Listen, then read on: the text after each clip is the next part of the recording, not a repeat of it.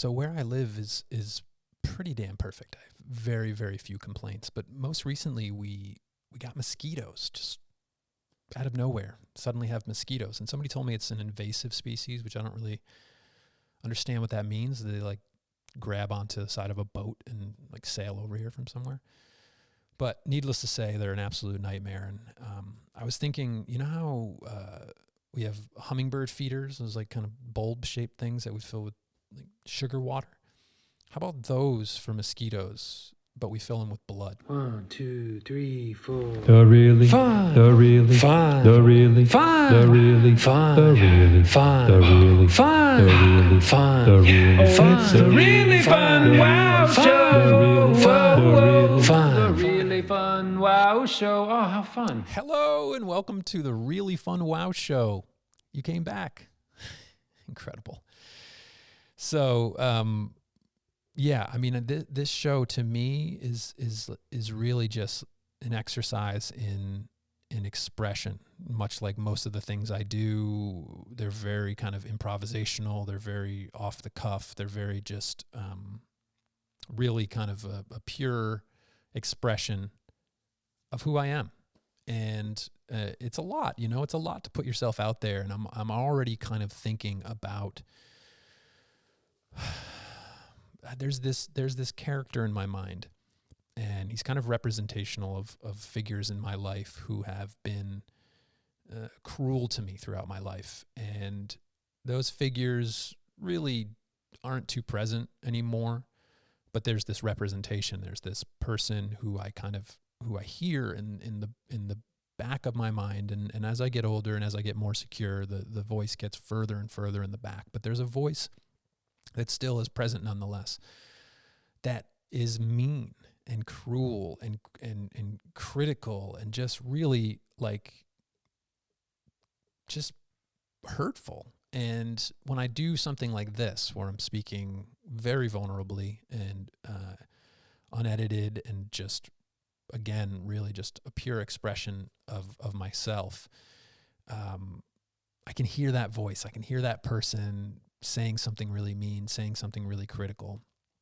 And it happens to me, being someone who, somebody described me recently as a micro celebrity. And I just was like, that is perfect. I could not identify with something any more than that. But you know, I experience critique on a pretty regular level. Like I think most people who have jobs, just, you know, pick a job, an accountant, really the only job I can think of right now. What do people do for a living anymore? Waiter, construction worker, fireman, policeman, cowboy. I'm naming the village people. Yeah, for the most part, I would say that your job gets played out without anybody at any point suddenly shouting something really mean to you. I would hope. But for someone like me, who's in a position of micro celebrity and has a platform in which I express myself very openly and candidly, and I express myself through the written word and through visual art, there are people who feel like they feel compelled and they feel validated in just going out of their way to say something cruel. And that is a voice that I pre-hear when I'm doing something like this. So I just want to say, if you're out there and you're going to do that, reconsider it. Maybe channel that into something else. Is there a dog nearby that you could kick, or is there someone that you could go throw eggs at their house? You know, just don't be mean to me. This episode is brought to you by Dadgrass. Dadgrass is the best. It's hold on, I want to grab my container here, but I have my low dose full toke like your parents used to smoke. This is one of their offerings. They sell flour, just pure flour, CBD, hemp flour, that you can roll up and put into your own joints if you please, or you can buy pre-rolls like me, who's just terrible at rolling my own joint, and they sell tincture and gummies and all manners of ways to consume CBD. And for those who aren't familiar with the benefits of CBD, I would say give it a shot. Like, it's really, to me, when I started taking CBD regularly, which I do on a daily basis, I take it with a healthy dose of intention. So I say, this is going to be the thing that chills me out today. This is going to bring me to the level that I need to be in order to operate as a kind, loving, calm, creative human being. And so get yourself some dadgrass and take it with that intention. Like, this is going to be the thing that's going to make me a better person. It's a bold intention, but why not? Why not try to intend to be a better person? So, and this is the wonderful thing about this, besides its wonderful properties of healing and just making you a better person, is that all dadgrass products are federally legal for ages 18 and over and ships right to your door anywhere in the United States. So, like I always say, if you live in a state where you're not able to take care of yourself in the way that you like because of some draconian law that prohibits that, you can get around that because this is federally legal. Would you look at that? So right now, my Dadgrass is offering my listeners 20% off your first order when you go to dadgrass.com/realfunwow. Go to dadgrass.com/realfunwow for 20% off your first order. That's dadgrass.com/realfunwow. Super stoked to have them as a sponsor. Love them so much. Thank you so much, Dadgrass. So last episode, I was talking about the contents of the top of my refrigerator. And if we all remember from last episode, I have a prostate stimulator. And right next to that, I have, in a little tiny container, I got a big fat mushroom.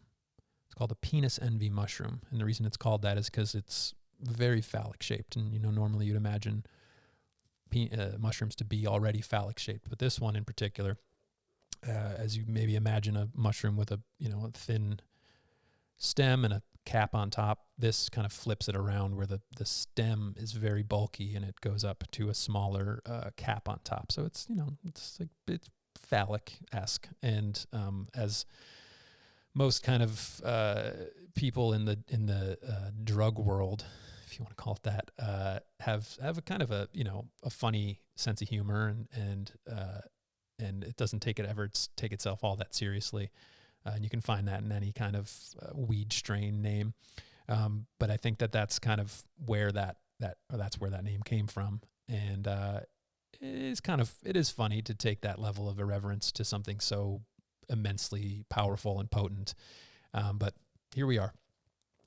So I have I don't know, it's almost like 3.5 grams single mushroom penis envy just in a container next to my prostate stimulator, uneaten, just sitting up there, holding all of the secrets of the universe, all manners of healing therapeutically, and just helping me further process traumas and things that are just sitting inside of me that just need exercising. All of that is contained in this mushroom on top of my refrigerator, uneaten. Well, why the fuck haven't I eaten? If I just proclaimed all of these benefits, why have I just not gobbled it up? And that is the question that has become a perennial question for me in regards to anything that benefits me greatly. There's some resistance towards it. There's some trepidation. And I think as I explore it further, to me, it seems pretty clear that my ego is very comfortable and feels very safe with where we're at right now. And in fact, I can feel my ego sometimes saying, you've done enough work. Would you please just kick back? I'll take over. I'll make sure that we worry about everything. I'll make sure that we stress the requisite amount. I'll make sure that we question all of our intuition. I'll make sure that we just never grow. Let's just stay where we are right now. It's so cozy. I can keep you here. I can make sure that you stay in this place forever. And it knows that mushroom is going to challenge it, that it's going to shove it out of the way and say, grab my hand and take me into this world that is just expansive and allows me to expand beyond the constrictions that the ego has set forth, that the ego keeps me in, that the ego does not want me to experience. And so there's this kind of contention where I think it's done a good number on me that it's like, just keep putting that off, keep putting that off. And I mean, I will eventually do it, but I'm definitely kind of talking about it more than I'm actually doing it, clearly. And it's an interesting place to be when you're aware of what the benefits are, and you're simultaneously keeping yourself from it. So I think that's in and of itself, that's a really interesting place to be aware. I mean, it's like with anything we all are aware of. We're aware if we eat well, we'll feel better. We're aware if we exercise regularly, we'll feel better. But I'm going to make this statistic up. I think it's some crazy 70% of Americans are obese. And so clearly simply having that knowledge isn't enough. There's the application of it. And so the application in this case would be to clear my schedule ideally for a few days, which is already kind of just a difficult thing to do. Carve out an entire day. In the past couple of years, the way that I've managed to do this, and I found it to be most ideal, is to obviously, inform those closest to you, hey, I'm going to be off in another dimension for the day. Please don't bother me. And turn off all manners of communication. Make sure that you're just really feeling like you're in a safe space. Be in a safe space. I feel like there was a burp that wanted to come out, but it's very unprofessional. Have the safe space all set up. For me, this is like a total dad move, but I like to take my medicine like early in the morning, like 6 a.m, because it's you can go on a I hate to use the word, but you can journey for 6, 7, upwards of 8 as you're kind of coming out from it. So it's a substantial amount of time. And so like, why not start at 6 o'clock? So by like, noon, 1, you're out of it, and you have time. You have the rest of the day to process. So it's like to me, it's an efficient use of time to be able to dedicate the entire day to that. And for me, what I've found to be really a beneficial way to journey is blindfold in bed, put a soundtrack on, have something pretty unintrusive sonically to pair with your journey, and you eat the mushroom, and you put the blindfold over your eyes, and you lay in bed, and that is it. That's like, it's so wild to me to even after all these years, to still just be like, that's all you got to do. Like there's with most things in life, if you want to have an experience, there's so much more preparation. I mean, to have the experience of travel and to have the benefit of seeing other cultures and going around the world, like you got to do shit. You got to pack bags, you got to plan, you got to pay money, you got to do just like the myriad of things that are involved in order to have that experience. And this is like literally chew a few times and lay in bed. It's so wild to me. And yet, so there's that. It's a fascinating kind of dichotomy of, I don't actually know what dichotomy means, but I just said it because it sounded like it was the right place to use that word. Of just this experience that's like right there, like literally on top of my refrigerator, ready to go. Just eat it, lay in bed. So, I mean, I'll get there. I'm working towards it. It's it's the end of the year. It's not the best time to fuck yourself in the butt or to have a major psychedelic trip. It's Christmas time. Which makes me think, and I don't know if anybody shares this, and this could be a totally personal thing, but holiday decorations, to me, I find them kind of depressing, or at least when they are inherently depressing, like in an office or a setting where it's just kind of an already depressing place, and the receptionist puts out a little, Santa Claus, or hangs some just dinky tinsel on a window, and it's this kind of like more half-hearted attempt to bring some cheer to a really kind of just sad place. So it's a little digression there. But I recently went up to the Eastern Sierras and went on a solo backpacking trip. And I went up there with the intention of just having an experience. And like I said, that one involved a few more steps than eating a mushroom and laying in bed. It involved hiking 9 miles out to a remote lake. And I did it, and I got there. And when I got there, I thought, it'd be really nice to have somebody here with me. And I ended up, read a little bit, made myself some food, and then I took some mushrooms. And I don't know who can relate to this, but you have these kind of experiences where you're not sure, is it you that's talking to you, or is it the mushroom that's talking to you, or is it the mushroom and you in concert, or like, you feel like, and it's been, it's, people will use the word like channeling the mushroom, and I feel that to some degree, but it's hard to kind of differentiate as to like, is this already inherently in you? Is there some, access that is given through the mushroom? Does the mushroom itself contain the knowledge? I mean, whatever, maybe it's just not even worth getting an answer to, because it's just, it is what it is. And you should hopefully be able to take it as it is the lessons that are being doled out to you. But I had this moment where the mushroom felt like it said to me, like, yeah, you kind of got to have people in your life. And I can recall feeling like, damn it, because I've always been this, sort of just hyper independent person who feels like he can take care of himself, and everyone else be damned. I don't need any help. And it's managed to get me far enough in life. And it's kind of, it's run its course to a certain degree. Or at least more now than ever, I recognize like what it is to be with someone else, or to have friends, or to do all these kind of things that I think most people that I know are involved in and reap the benefits of. So yeah, I just had that, as you can kind of distill almost sometimes a singular message from what your psilocybin trip might be. Mine was, you gotta be around people. And I can't help but laugh that I'm doing a solo podcast, like the audacity of the idea of a guy sitting by himself talking for a great length of time.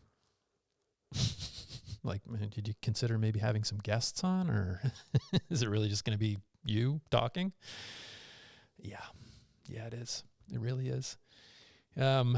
So yeah, I mean, I think that the psilocybin journey, and again, another solitary solo experience that I get to have, it to me has been so vital to my evolution as a human being. I've been, for most of my life, in a position of,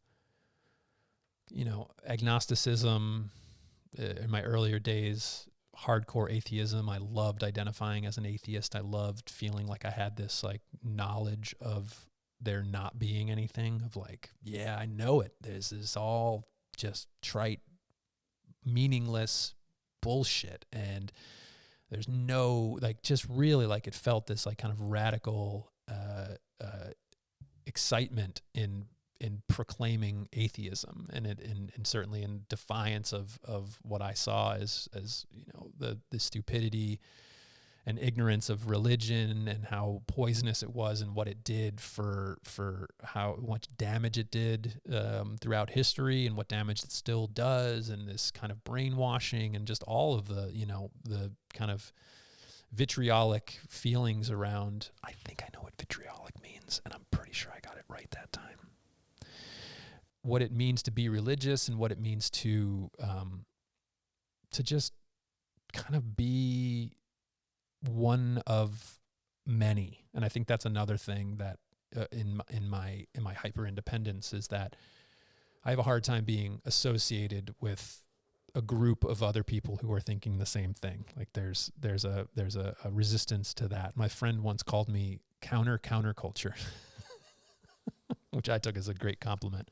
I don't know if he meant it as such, but yeah, I just like to have this this being unique and independent, and this desire to set myself apart. And not that being an atheist is by any means, a one-member club, but at least it was away from what I felt like was really substantially a large group that I didn't want to associate with. And when I started doing psychedelics, that was no longer the case. And not that I became religious by any means, but I think that I could probably, if pressed, define myself as spiritual now, which I know wearing this I'm wearing this towel because it's cold in here and I don't want to turn the heat on so you guys can't hear the heat, but I'm wearing a towel and it very much looks like I'm wearing some kind of spiritual garb, but it was just because I'm a little chilly. And this is on YouTube for those who are wondering what I'm referencing, but so yeah, and I've had a little bit of experience with dating apps in the past year or so, and in that it's so annoying, but they make you categorize yourself in these ways that I feel really, really resistant to. So it's, what's your religious beliefs? And I just often leave that one blank. But it's kind of surprising. I've come across some people where like, oh, that person's attractive, and these things, look at that, they kayak, and oh, that's cool, they have a dog, and Catholic. What? People are still Catholic? I mean, like, people my age are Catholic? Really? Yeah, I thought that was a little surprising. No offense to Catholics. A little offense to Catholics, but I just surprising. So having done psychedelics, going from atheist, kind of moving towards agnostic in my mid 20s, early 30s, and then having some major psychedelic experiences and being like, oh, I think I'm spiritual. And that isn't, broad definition of what I think something like Catholicism touts. I believe in God. I don't know what Catholicism actually stands for, but I just kind of associate it with going to a Catholic church with my grandmother and it being pretty stuffy and old and rooted in these kind of like seemingly archaic, strange traditions, where spiritualism is like nothingness and everythingness and a much more broad, all-encompassing, more, I think, undefinable quality that is just kind of this ineffable. I don't know what ineffable means, but I think I used it right. Need to get a goddamn dictionary. This quality that's kind of undefinable and is a feeling, it's not a belief. Like it's not something that was taught to you. I think for me personally, I feel like I discovered what spiritualism feels like, not what it is. And, God bless people, isn't that funny? As somebody who's not religious, still just how pervasive the vernacular is that you would say, God bless you. God bless the spiritual people who can put it into words and into, digestible terms and having it in any sort of way that can be taught or preached or, given to another person. But for me, it feels like I had to kind of come to it in a way that was much more experiential. And I still don't understand it, but I feel like I have a sense of it, and I feel like I have it was a much more heart opening place to be than this closed off, guarded, cynical atheist who loved making fun of Jesus. I still do like making fun of Jesus because he's just such an easy target. I'm sure he'd be fine with it. I bet he's got a great sense of humor.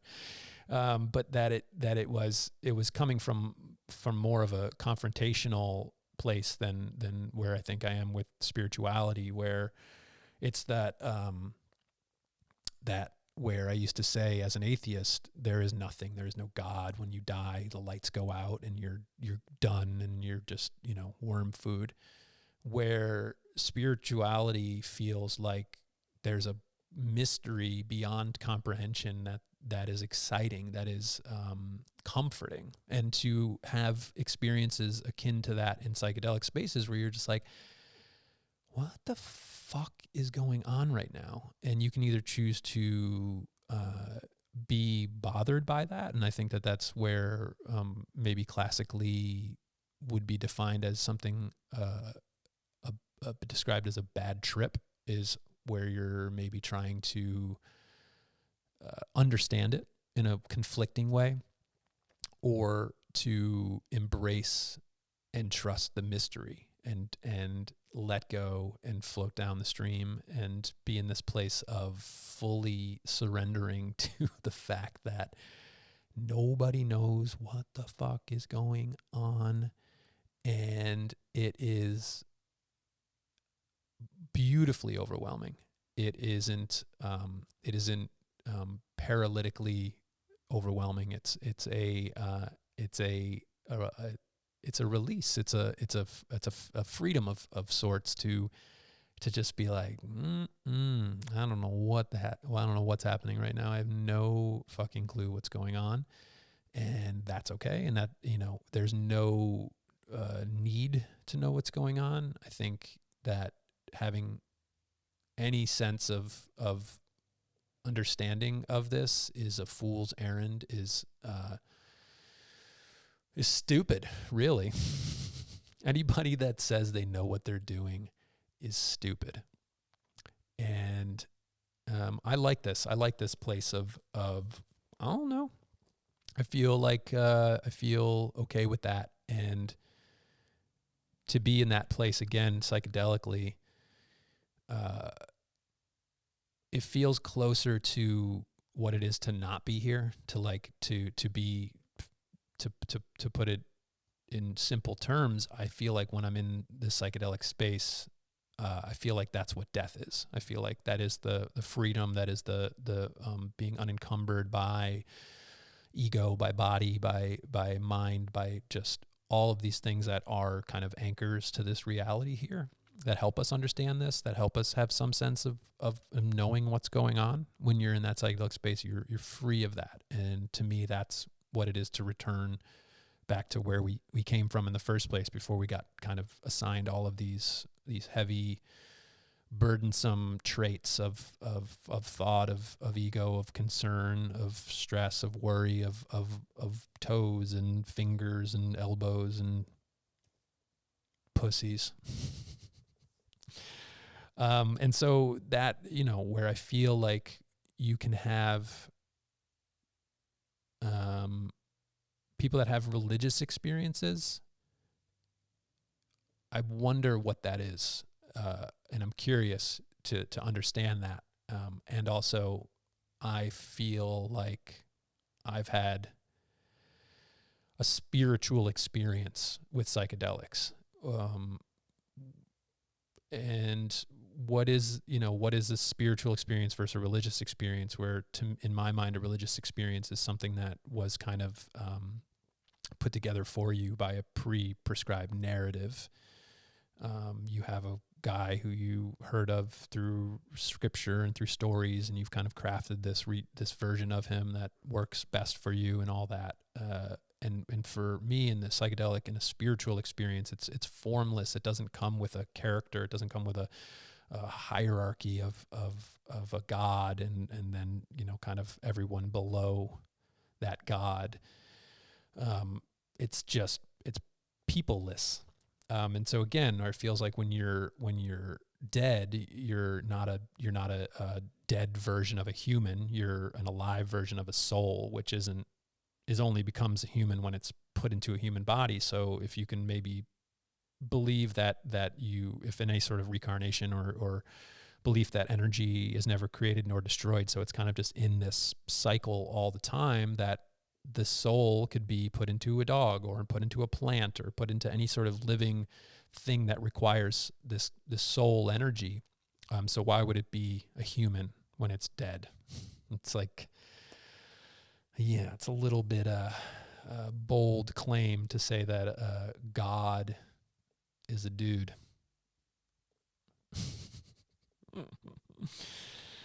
But what do I know? Clearly nothing at all. And that's what I'm most proud of. So we're going to end the show today as we do with every show.